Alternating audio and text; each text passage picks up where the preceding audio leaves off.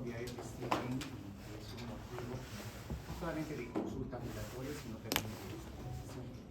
En algunos casos se considera incluso como una emergencia. Vamos a ver este ítem, vamos a comenzar con la definición. Hay diferentes formas de hacer una definición, ¿no? Nosotros lo vamos a comprender como cualquier complicación que se va a dar en el pie, como consecuencia de la diabetes mellitus tipo 2. Esto casi en el 90% de los casos y probablemente en un 10% de los pacientes con diabetes mellitus tipo 1. Como bien saben, tienen diversas formas de presentación. Las principales van a estar referidos a lo que es la neuropatía y la insuficiencia vascular periférica. Cuadros que, bueno, ustedes ya lo han desarrollado cuando hablábamos de complicaciones micro y macrovasculares. Hablamos de este tema porque se considera que 1 a 8% de las personas con diabetes van a presentar en su vida una lesión tipo pie diabético. De ellos, un 5 a 10% va a ser amputado y generalmente un 20% de las hospitalizaciones en pacientes diabéticos son por lesiones del pie. Y lo otro importante es que una vez que los pacientes han tenido una primera amputación, la mitad, es decir, un 50% de estos, van a tener una nueva amputación al cabo de 5 años. ¿No? La prevalencia es bastante alta, obviamente más alta en diabetes tipo 2. ¿Por qué? Porque tenemos más pacientes con diabetes tipo 2. Y la mortalidad preoperatoria puede ser de un 6 hasta un 50% a los 3 años. ¿Eso debido a qué? Debido a que no todos los pacientes que entran a una sala con una lesión o de repente una osteomielitis, ¿no? Y van a tener un buen pronóstico. Realmente muchos de ellos van a ingresar por una sepsis, un shock séptico, y probablemente esa mortalidad perioperatoria pueda ser alta, ¿no? Acá les pongo más o menos cómo es la distribución de acuerdo al tipo de presentación. De lejos, la forma de presentación de tipo neuropática, casi un 56%, que puede llegar hasta un 60% según nuestras videografías. El neuroisquémico, es decir, una asociación de patología neuropática con isquemia, puede llegar hasta un 33%. Y las formas isquémicas puras, ¿no?, pueden tener pues, un 11 hasta un 15% de prevalencia dentro de la forma de presentación. Dentro de la etiología, ya lo habíamos considerado en las anteriores, existen 3 factores principales que conducen al pie diabético, ¿no? Uno es la presencia de neuropatía, una complicación microvascular bastante frecuente en los pacientes con diabetes, lo que hablamos de la polineuropatía. En segundo lugar, la complicación macroangiopática, ¿no?, donde puede haber una insuficiencia vascular tipo periférica, ¿no?, o una insuficiencia arterial. Y lo tercero que condiciona van a ser las alteraciones biomecánicas que puedan tener los pacientes con diabetes mellitus. Entonces, dentro de la etiología vamos a encontrar la neuropatía diabética, que puede ser una etiología de tipo periférica o puede también tener un componente autonómico. Lo segundo, la angiopatía diabética, ¿no?, donde hay pues, una insuficiencia vascular a nivel periférico. Lo tercero van a ser por procesos infecciosos, ¿no?, cuando los pacientes de repente se hacen algún tipo de daño o lesión de la barrera de la piel. En cuarto lugar, los traumatismos, ¿no? A veces los pacientes con diabetes pueden tener traumatismos de tipo mecánico. Eso depende por alteraciones en su sensibilidad, ¿no?, donde de repente de forma accidental pueden pisar un clavo, un tornillo, no se dan cuenta y ya cuando el paciente ha desarrollado una sepsis o un absceso, recién acude en emergencia. Traumatismos térmicos, ¿no? A veces por tener alteración en la sensibilidad térmica, pueden usar a veces esas bolsas que sirven para calentarse, que usan generalmente los pacientes ancianos, y no notan de repente esa diferencia de temperatura y pueden sufrir quemaduras de primer o segundo grado, que esos pueden hacer foco para una infección. Lo otro, ¿no?, por astringentes químicos, jabones que son de repente muy ácidos que pueden producir la lesión. Entonces, cualquiera de esos van a estar considerados dentro de las formas de presentación. Ahora, ¿qué factores de riesgo tienen estos pacientes que hacen pie diabético? Hay factores de riesgo no modificables, es decir, donde nosotros no vamos a poder intervenir y se va a dar inexorablemente con el caso de la edad, ¿no?, a mayor edad, mayor posibilidad de pie diabético. El tiempo de evolución de diabetes mellitus, cuanto más largo, más años tenga el diabetes, es más probable la presentación de diabético, antecedentes de úlceras o amputaciones que pueda tener el paciente, ya sea por lesiones tipo roce, ¿no? de las ampollas que puedan hacer. Igualmente los antecedentes de neuropatía, angiopatía, retinopatía y nefropatía, que son complicaciones microvasculares que los pacientes con diabetes ya lo van haciendo incluso cuando están en la fase de prediabetes. Y lo otro, ¿no? La limitación de los movimientos articulares, por ejemplo, el pie de Charcot, el que tiene unos dedos en garra que ha podido tener, ellos generalmente van a inexorablemente hacer en algún momento la presentación de diabetes. Y tenemos los otros factores de riesgo modificables, porque nosotros de algún modo podemos intervenir, podemos hacer algún tipo de prevención. Dentro de ellos está el descontrol metabólico, es decir, aquellos pacientes que tienen glicemias altas, factores sociales, deformidades anatómicas, nuevamente, aumento de la presión plantar, pacientes que tengan de repente un pie plano, el uso de calzados inadecuados, sobrepeso, alcoholismo, tabaquismo, ingestión de beta bloqueadores. Hay que acordarse que los beta bloqueantes lo que pueden producir son vasoconstricción periférica y digamos, exacerbar la insuficiencia vascular periférica que puedan tener estos pacientes, ¿no? Ahí lo vemos, ¿no? El descontrol metabólico, glicemias alteradas, la obesidad, el uso del alcohol y el tabaquismo, que de algún modo debemos hacer que nuestros pacientes pues eviten este hábito, ¿no? Dentro de la fisiopatología, ¿cómo es que esto se va a producir?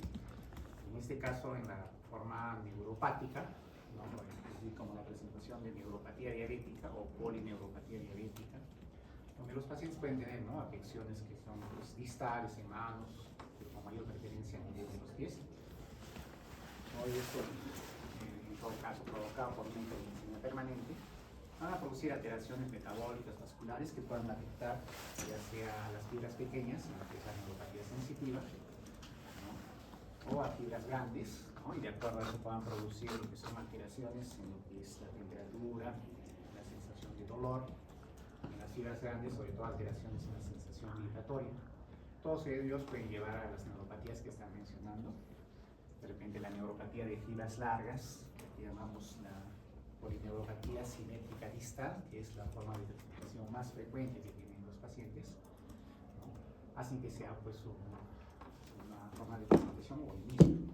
Si a esto agregamos alteraciones como una neuropatía motora, es decir, por las alteraciones que tienen a nivel muscular o de los tendones, donde los pacientes pueden cruzar con hipertrofia muscular, los dedos en martillo, o en garra también, los dedos en garra, o puedan tener el salus valgus, que es la protrusión del quinto metatarsiano. Todos estos de forma asociada van a producir alteraciones. Y lo otro que también confluye en esto es la neuropatía autonómica. ¿Cómo podemos nosotros valorar la neuropatía autonómica en la presentación de diabético? Esos pacientes van a tener de repente sequedad, anhidrosis a nivel de los pies, ¿no? Hay una pérdida de repente de la hidratación de la piel, de ausencia de vellos, y todo eso en conjunto va a producir pues, o exacerbar la neuropatía diabética.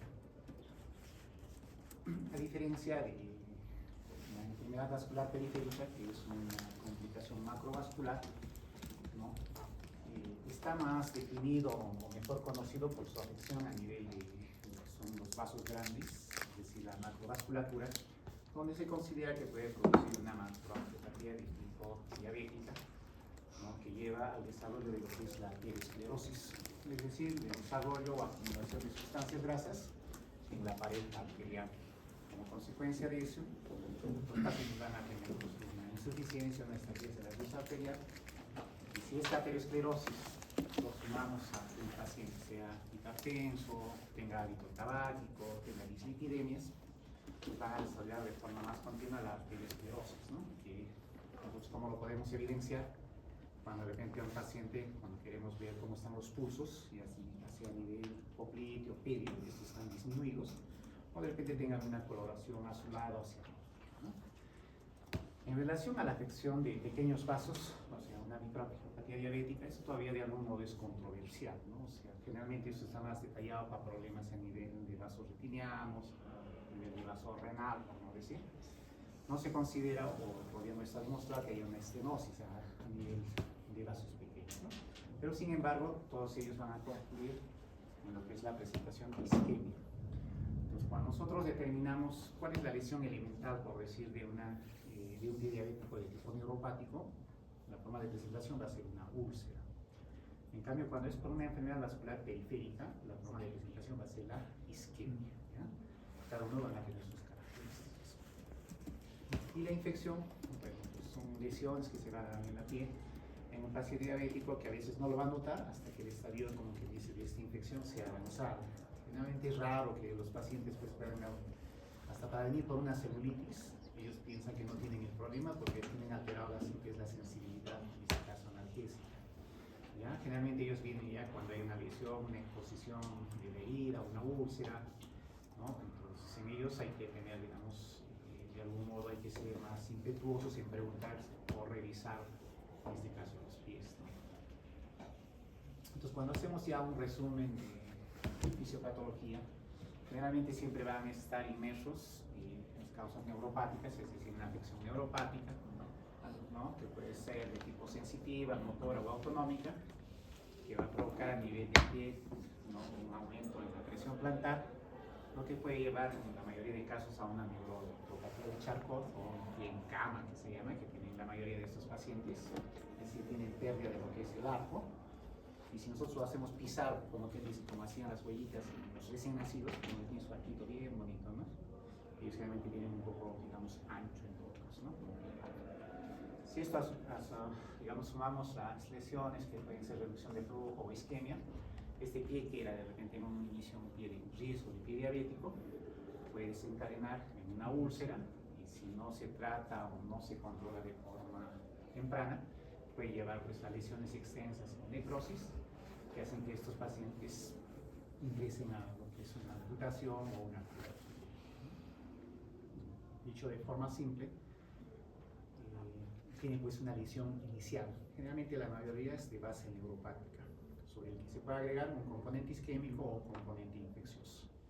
Toda esa suma generalmente llega a que haya una afección en profundidad, ¿no? Y cuando ya compromete tejidos blandos o ya compromete el tejido óseo, lo que llamamos la osteomielitis, generalmente son pacientes que van a ir, en este caso, a lo que es una amputación, es decir, un tratamiento quirúrgico. Pero para eso es un tiempo de duración. Entonces, en relación a los tipos de pie diabético, se está haciendo un resumen, ¿no? Un repaso en realidad, ¿no? Se lo han tocado, ¿no? El pie diabético neuropático, con la presentación de lo que es la úlcera, el pie diabético isquémico, ¿no? Con lo que son las cianosis, ¿no? Y el neuroisquémico, donde también una afección o un compromiso mixto de la parte neuropática e isquémica. El pie diabético de tipo neuropático, la presencia de la úlcera es la condición fundamental, tiene esas características, ¿no? Generalmente en estos pacientes los pulsos distales pueden ser palpables. Las úlceras son generalmente de peroneo plantar, es decir, donde están las zonas de roce. Puede haber la presencia de ortejos en garra, puede haber deformación plantar en cabo. Si el pie plano de repente pues uno nota que hay una mayor base en el pie cabo, hay como una disminución, ¿no? Incluso ahí se da cuando toca, digamos, como que es la parte de la planta. Y generalmente vamos a encontrar en este tipo de pie una piel seca, presencia de fisuras, ¿ya? Entonces, cuando hay una piel seca y hay fisuras, es como que se rompe la barrera de la piel y es más fácil que lo que son los microorganismos que están en la piel puedan acceder, digamos, ¿no? Sin necesidad de romper una barrera o intentar barrera, y pueden pues, ser colonizados por lo que es estafilococo o estreptococo, ¿no? Por eso es que cuando tenemos este tipo de pacientes, nuestra mayor cobertura de uso van a ser pues, fármacos que tengan actividad grampositiva. Muy bien, entonces acá lo que vamos a encontrar son úlceras profundas que se pueden asociar a celulitis, y si hay compromiso de una articulación también pueden llevar a una artritis, ¿no? Estas son las lesiones típicas, ¿no? Que nosotros observamos. Entre una lesión inicial, ahí hay una hiperkeratosis, en este caso la piel, ¿no? Una región plantar, y la presencia de una úlcera, ¿no? La lesión que precedió a eso fue la hiperkeratosis, ¿no? Y acá tenemos una úlcera ya con exposición del tejido muscular, probablemente un grado 2. Si eso va profundizándose, de acuerdo a la clasificación que usemos, va a tener mayor severidad, ¿no? Ahora, el pie diabético de tipo isquémico tiene otras características. reconocer. Generalmente hay una ausencia de pulso distal. Ausencia o disminución, vamos a decir, ¿no? ¿Por qué? Porque nosotros podemos encontrarlo, de repente, con un pulso un poco palpable. Generalmente son lesiones necróticas distales, generalmente como su nombre dice distal, generalmente en los objetos de los dedos. Puede haber en algunos casos con el componente neuropático, algún tipo de úlcera. Hay disminución o ausencia en este caso de lo que son la presencia de las vellosidades o de los vellos. Y la piel generalmente, como ven ahí, es delgada o brillante. En estos casos, cuando tenemos este tipo de presentación de tipo isquémico, asociado a la insuficiencia arterial periférica que tienen sus propios signos, ¿no? Como son en este caso la claudicación, pacientes que de repente los hacemos caminar unos 100 metros comienzan a tener dolor, por lo cual no caminan o descansan, dolor de reposo o dolores nocturnos. Y el pie diabético mixto, como menciona ahí, pues la asociación de ambos, ¿no? Vamos a encontrar síntomas o signos que vamos a ver de ambas formas, ¿no? Tenemos las lesiones. Como que pueden ver, la mayoría son en zonas de roce. Pero aparte de esto, también nosotros lo que tenemos que ver es que este tipo de pacientes comienzan a hacer las úlceras sin necesidad de que haya habido, por decir, un traumatismo, un roce, ¿no? Entonces, las ulceraciones que pueden tener los pacientes con diabetes son de estos tipos, ¿no? Una úlcera arterial, una úlcera venosa o una úlcera por presión, ¿no? Generalmente por debajo del tobillo es la zona anatómica. Las úlceras arteriales se ven de esta forma, como unas úlceras limpias de repente, donde lo que implica es un déficit de irrigación en los miembros inferiores que conduce a una isquemia y una necrosis, ¿no? Hay muchos pacientes que tienen diabetes, ¿no? Que a veces por estancia prolongada o inmovilización, ¿no? Notamos, ¿no? Que puede empezar ese tipo de lesión, ¿no? Y de repente, pues asociado, cuando vemos, pueden tener incluso, como que dice, una insuficiencia arterial que viene de lo que es la arteria femoral, la arteria aorta, ¿no? Y en esos pacientes a veces lo que tratan de hacer para lo que mejora la irrigación hacen los bypass, ¿no?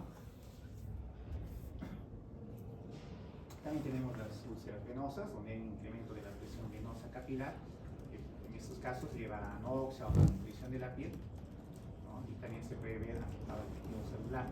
La diferencia en estos es que generalmente las lesiones son de tipo irregular, ¿no? Parecen, por no decir, más sucias o acompañadas de mayores secreciones. Y bueno, las úlceras por presión, esas se tienen que ver pues, alteraciones o en zonas donde haya roce, ¿no? Las localizaciones generalmente en talón o en planta de pie se van a encontrar en sitios de trauma repetido o donde haya presión excesiva o cansado. Visto que los pacientes con pie diabético, donde está en este caso el mallodo interno o el mallodo externo, son donde hacen mayor lesión, ¿no? Eso es porque hay un roce repetitivo de repente por el calzado. Nosotros tenemos que buscar cuáles son los lugares más comunes de ulceración. De lejos, la base del primer metacarpiano, casi un 50%, es donde vamos a encontrar la mayor lesión. Después, en lo que es la base del quinto metacarpiano, o metatarsiano mejor dicho, y en lo que es la zona del talón. Son las zonas de ulceración mucho más frecuentes. Muy bien. En relación a la semiología, la evaluación, ¿por qué hacemos una evaluación en los pacientes con diabetes? Recuerden que es el objetivo determinar, ¿no? Si estos pacientes que estamos viendo tienen síntomas o signos que a largo plazo pueden desarrollar la aparición de lesiones o presencia de úlceras, ¿no? Van a ver que los pacientes con diabetes de repente en los primeros 5 años tienen pues el pie, no tienen ninguna lesión, no tienen ninguna herida. Entonces nosotros tenemos que determinar cómo es su pisada, si tienen alguna zona de keratosis, si está viendo algún tipo de piel seca o algún tipo de alteración anatómica, ¿no? Más que todo, ¿para qué? Para hacer la prevención, ¿no? Entonces tiene que venir desde lo que es en el análisis la historia clínica en general, ¿no? Como ya les había mencionado, es diferente que un paciente tenga 4 o 5 años de enfermedad que otro paciente que ya esté desarrollando 15 años de enfermedad. El control glicémico es importante. importante. El rol 7, yo creo que va a tener de 9 o 10, la evaluación cardiovascular, renal, de todos los compromisos que pueda existir. Y la medicación que esté usando los pacientes, que hemos dicho dentro de ellos, muchos beta-bloqueadores producen vasoconstricción periférica y pueden producir o agravar una insuficiencia arterial. Si los pacientes han tenido cirugías previas, no sé, como el último grupo, no sé si vimos una paciente en la cama 23, si no me parece, una lesión que tenía la paciente una fractura anterior de lo que era el tobillo y había una deformación de esa área, ¿no? Pues, asociado a eso la diabetes tiene mucho más riesgo de hacer una ulceración. Así como hay una historia clínica general del paciente, hay una historia clínica del pie. Debemos ver, ¿no?, el tipo de calzado que puedan utilizar, ¿no?, sobre todo en las pacientes de sexo femenino que suelen usar pues, un calzado más apretado, el uso de plataformas, que de algún modo puede modificar lo que es el ángulo de apoyo que tiene el cuerpo. Ver las enfermedades, la presencia de hiperkeratosis, infecciones previas, si ya la paciente está teniendo síntomas neuropáticos, o de repente si ya existe algún tipo de dolor en la región femoral durante la caminata o en el reposo. Para eso hay algunas escalas, como esta clasificación de Fontaine, donde de acuerdo al recorrido que puedan tener los pacientes, depende de una caminata libre, cuando sean de 150 metros, depende cuando ya van teniendo síntomas o molestias, se pueden clasificar pues, desde un paciente asintomático hasta unas claudicaciones de tipo leve, moderada o severa, que de acuerdo a eso no se deben. Así como hay historia clínica del pie, hay que revisar si tiene ya una historia clínica de una herida anterior, ¿no?, o la herida que estamos viendo de repente en el momento actual, ver la localización, la duración, qué evento es el que ha desencadenado, un trauma, una lesión química, es recurrente de repente en la misma área, ¿no?, como pasa a veces con nuestros pacientes, ¿no?, y tomar en cuenta estas características de antecedente de cirugía, presencia de edema, si hay un pie de Charcot previo o activo.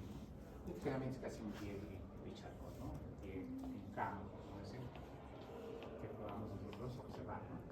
Y allá en la primera figura está mostrando dónde son las lesiones más frecuentes, ¿no? En el primer método. En la base metatarsica, ¿no? Entonces, exploración física permitida, ¿no? Generalmente en los pacientes que tenemos pues menos de 5 años, cuando queremos de repente reconocer qué grados tienen por una clasificación de Wagner o Wagner, ¿no? Generalmente el de grado 0 es aquel que nosotros observamos y decimos, ¿por qué lo han traído este paciente? No tiene ninguna lesión, tiene un pulso adecuado. Entonces, si hay algún tipo, nosotros tenemos que ver si hay algún tipo de riesgo, ¿no? Generalmente los pacientes diabéticos deben hacerse por lo menos una revisión por lo menos una vez al año. Y en aquellos que tengan asociado algún factor de riesgo, ¿no?, se puede hacer cada 6 meses o dependiendo de la presentación. Generalmente debemos hacer un abordaje temprano, ¿no?, donde a veces a los pacientes incluso mandamos a los podólogos, ¿no?, para que de algún modo puedan determinar, hacer un corte de uñas, ¿no?, para que podamos hacer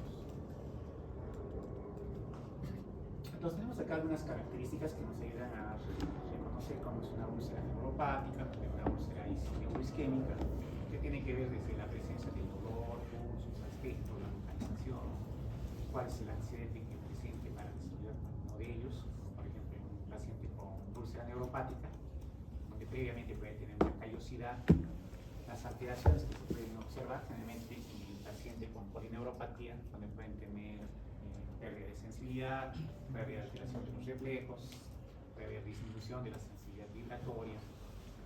Y en los pacientes con úlcera neuroisquémica probablemente el flujo sanguíneo esté disminuido, ¿no?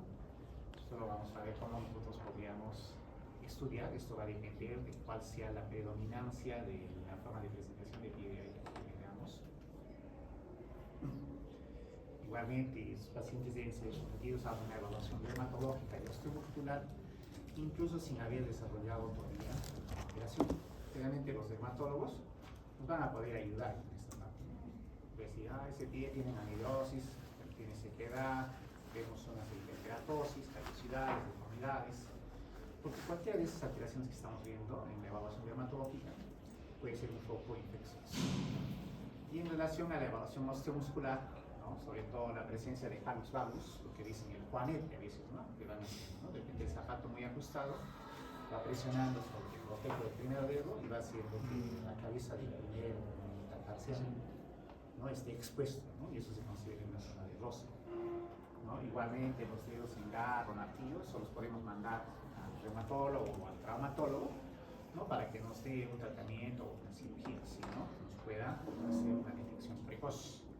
Y de acuerdo a eso, ellos también puedan sugerir, mediante su especialidad que tienen de ortopedia, para ver si pueden usar, pues, no sé, algún aparato que pueda de repente ayudar, un separador, no sé, ¿no? Y con eso, de algún modo, podamos hacer prevención.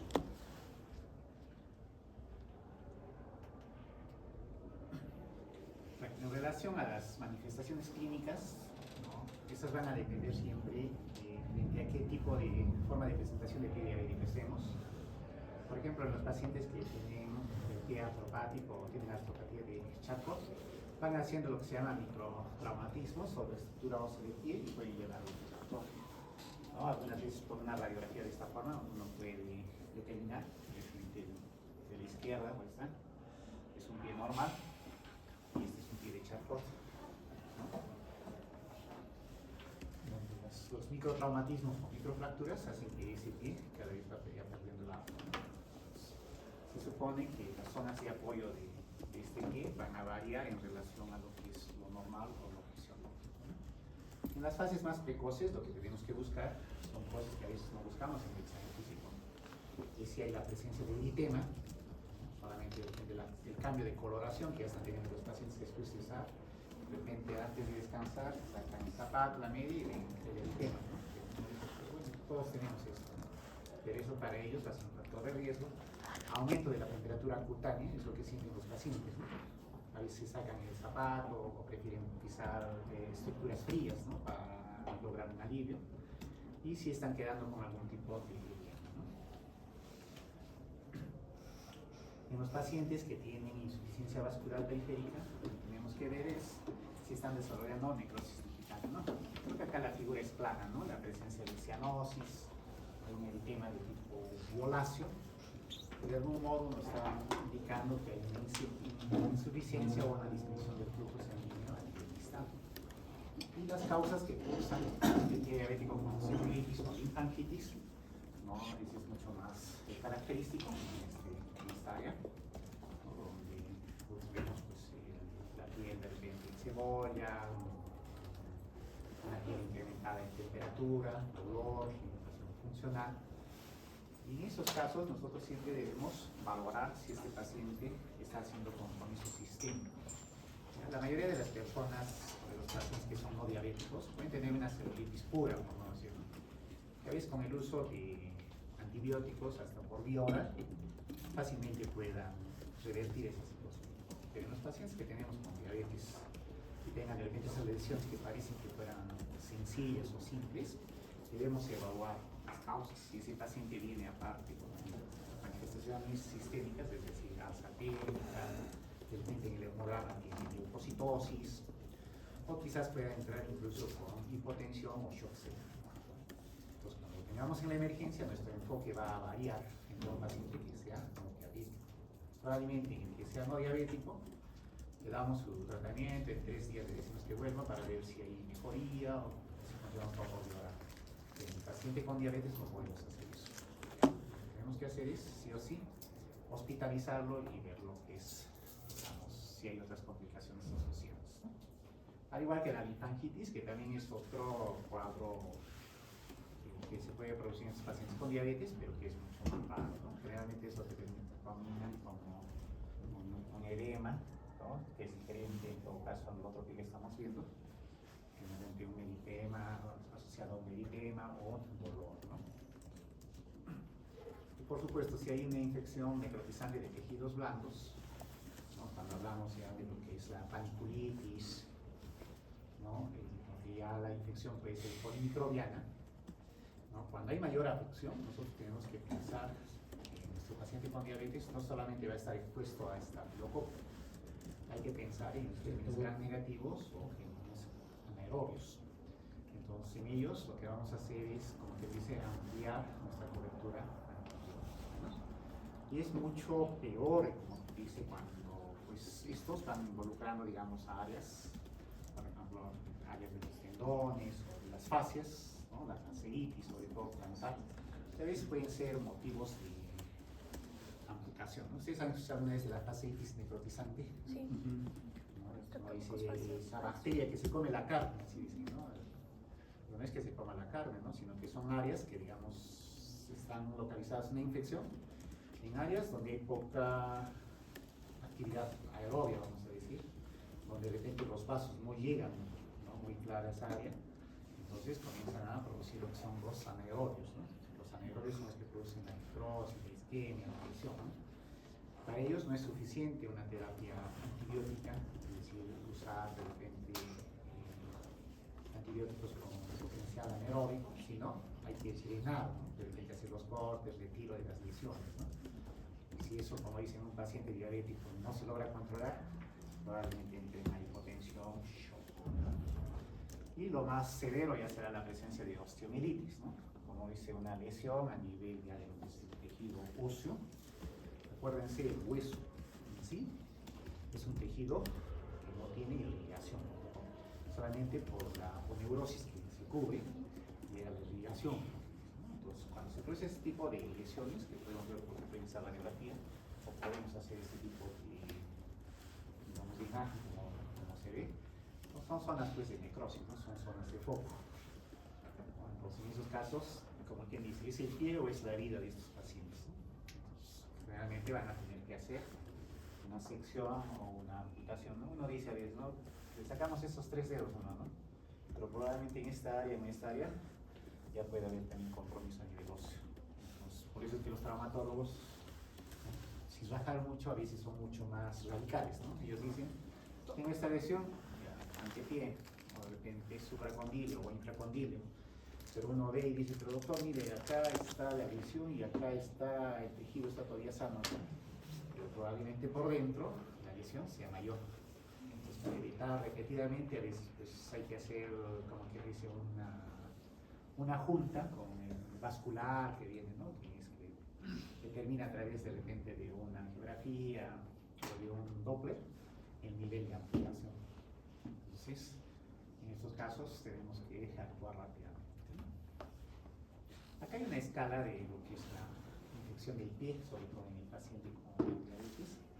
De forma resumida, si lo consideran, ¿no? Como un grado 0, aquellos pacientes que no tienen signos o síntomas de la infección, ¿no? Después los que tienen una infección local que afecta la piel o el tejido subcutáneo, le dan grado 2 a infección local con eritema mayor.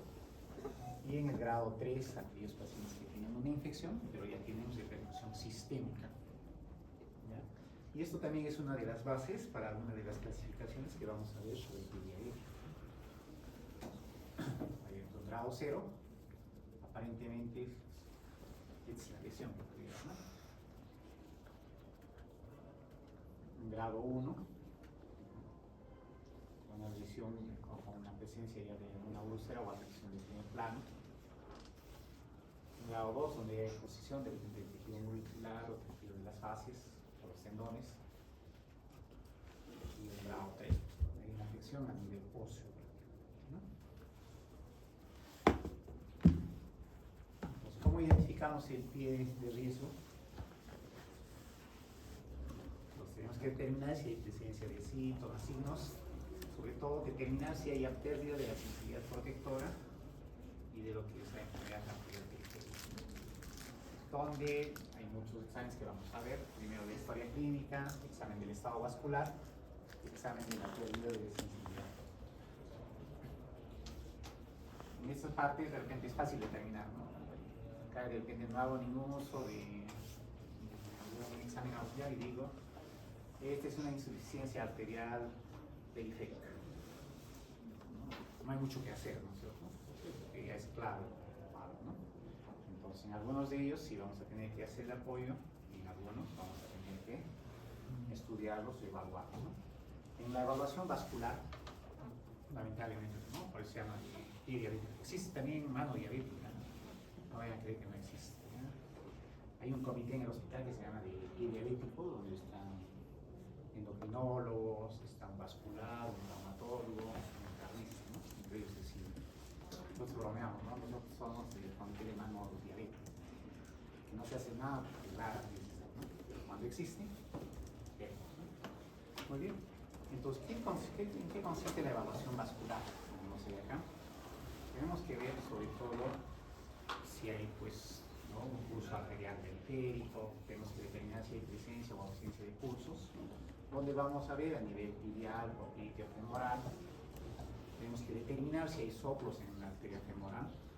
¿Por qué tendría que haber un soplo en la arteria femoral? Si hay, se supone si hay una aterosclerosis, si hay una disminución de la luz vascular, el flujo que va yendo de repente de un área que es mayor hacia una zona de estenosis va a provocar. Muy bien.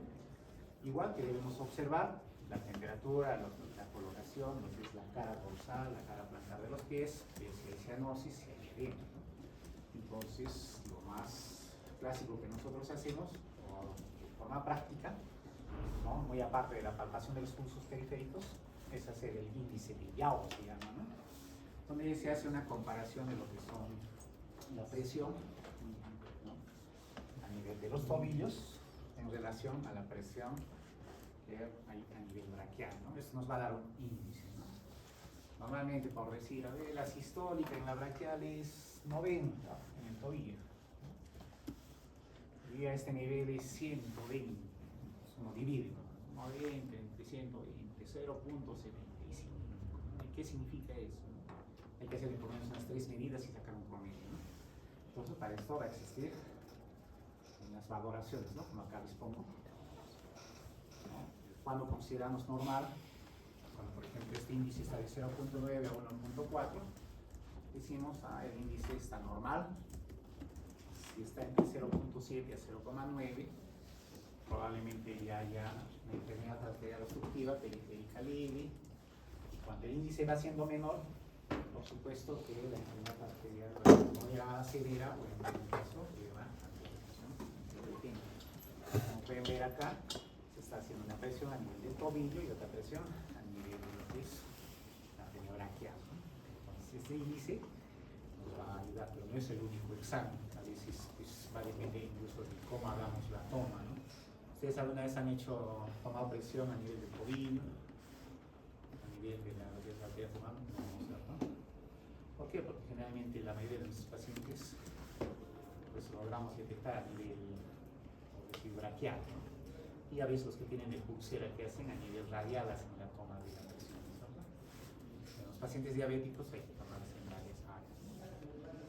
Acá está los principales, la palpación donde debe hacerse, ¿no? Si estamos hablando de un pie diabético, generalmente en ese femoral, popliteo, tibial posterior, media.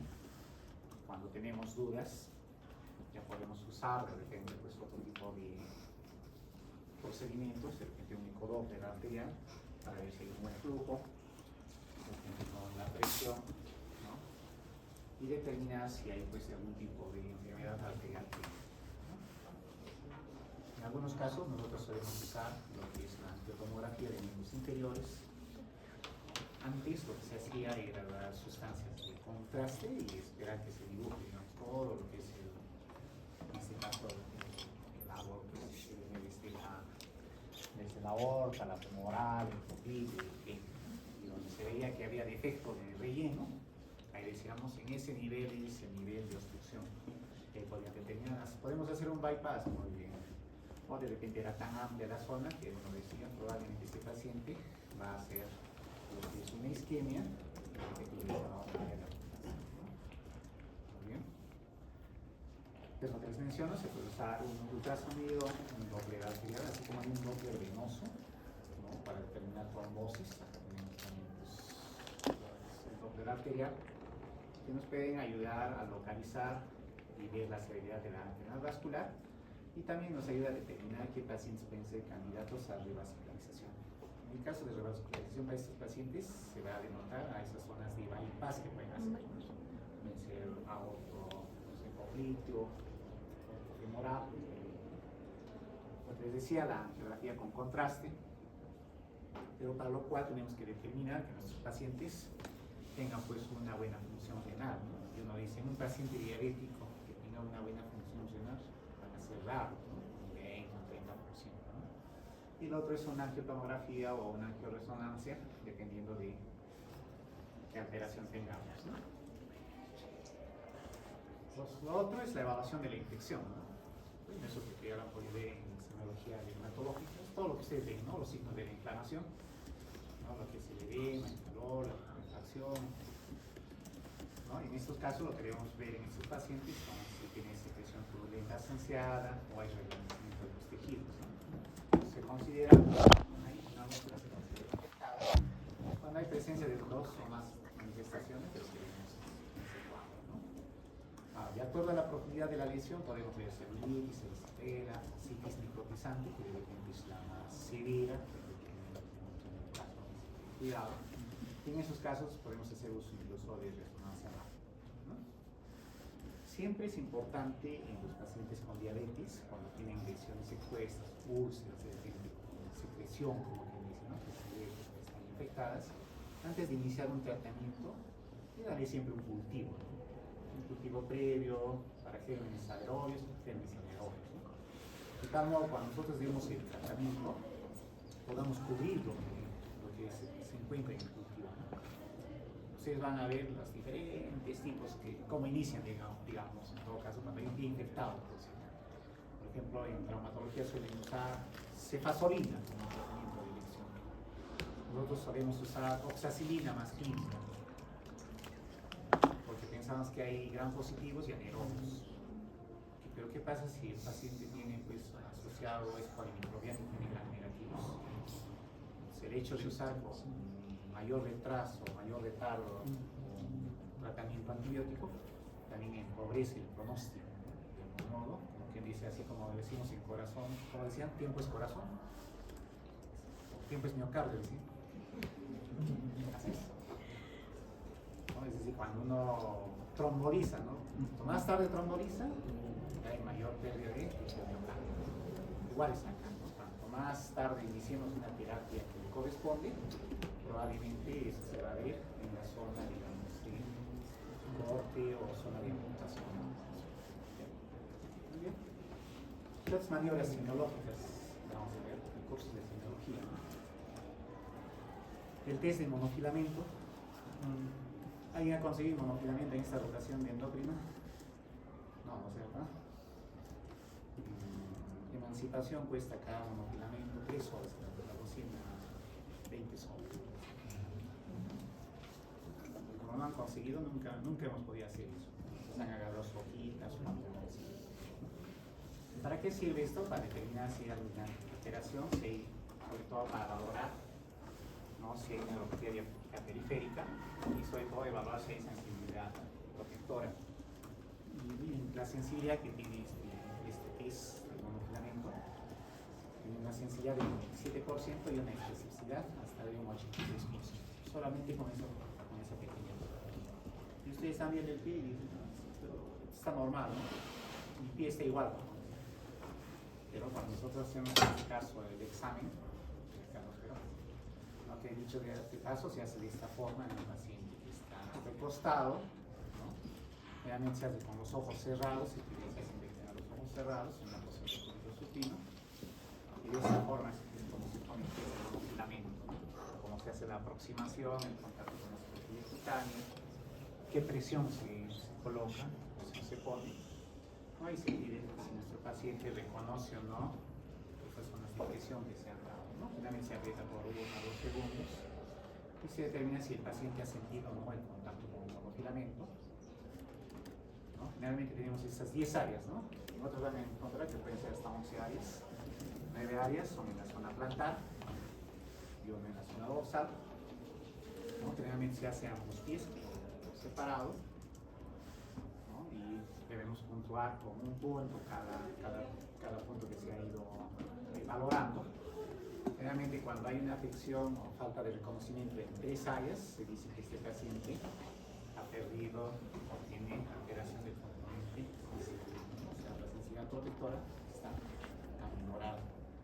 Entonces van a ser esos pacientes que de algún modo, ¿no? Van a ser, como que dice, la zona de roce, y lo van a sentir ellos que tienen esa molestia.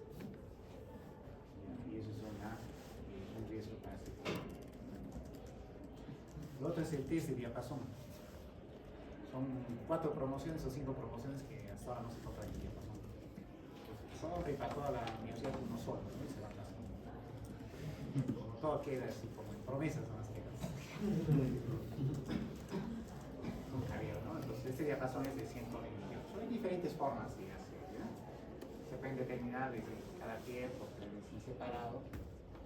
Y la forma de repente más correcta es siempre ver, ¿no? Pero bueno, supongo que han tenido contacto en algún momento con el diapasón. Cuando uno toca, vibra, ¿no? El diapasón, ¿no? La punta donde está se pone en una zona ósea, en una zona de posición. Y se le pone generalmente al mismo paciente, ¿no? A ver, le vamos a poner acá. ¿Sientes la vibración? Sí, siento la vibración. Muy bien. Esto mismo te vamos a poner en el pie y nos vas a avisar en qué momento dejas de sentir la vibración. Porque tú le pones al primero y agarras y al principio va a notar. Cuando va a ir disminuyendo o aminorando, en el momento el paciente no va a notar lo que es la vibración. Entonces en ese momento tú puedes, sin mover, sin tocar la parte de arriba, tú puedes a poner en su mano. ¿Sientes? Sí. Eso es una alteración. O uno puede ponerse también en una zona ósea. Cuando vemos que hay esta alteración, ya decimos que hay una alteración de la sensibilidad vibratoria. Cuando se combina todo este monofilamento con lo que es el test de sensibilidad vibratoria, se dice que eso predice el riesgo que el paciente tiene para desarrollar un diabético de tipo acá lo podemos ver. Y los otros son los reflejos, ¿no? Que de repente son de algún modo alteraciones que ya se van a dar realmente en pacientes que tengan más años, por no decir, de desarrollados diabetes mellitus, o tengan mal control del síntoma, ¿no? Es como una evaluación gruesa, por no decir, ¿no? En relación a las escalas, ustedes mismos ya los han presentado, ¿no? La escala de ¿no? Desde el grado 0 hasta el grado 5. Es más fácil de repente de recordar, pero ¿por qué hacemos estas escalas? O sea, la finalidad es determinar qué pacientes van a ir, como que dice, a una operación, o qué pacientes se deben. Si uno dice, digamos, si nosotros nos ponemos de acuerdo a ver los de ese lado que dicen, este paciente tiene esta alteración, ¿quiénes creen que debía operarse? Dice, no, otro dice, yo no, ¿no? Ahí sí. Entonces es más subjetivo, ¿no? Por eso es que tratan de hacer escalas de tipo objetivo, ¿no? Entonces, la más conocida, la inicial que nos han hecho es la clasificación de Wahid-Wahner, que es del año 1976, había propuesto por Wahid, y en 1981 Wagner es quien lo hace más conocido, ¿no? Eso se lo conocen, lo tienen. Generalmente va en una afección simple que después va ingresando en profundidad, en extensión. Generalmente acá consideran que la úlcera de grado 4, la gangrena limitada, la gangrena extensa, debían ir a amputación. Hay videos ahí de los otros cuadros que, ¿no? Después de eso, ¿qué se hizo? Hay como 12 o 15 clasificaciones, ¿no? Les voy a mostrar de repente los que de algún modo se consideran que son más relevantes. Después de la clasificación de Wagner, salió esta de la Universidad de Texas, donde ya va comenzando un poco a combinar, ¿no? Si el paciente tiene pues solamente una afección, ¿no? Si es una zona, una lesión, una úlcera, hay afección de isquemia, o sobre esta ya se están sentando algún tipo de infección, ¿no?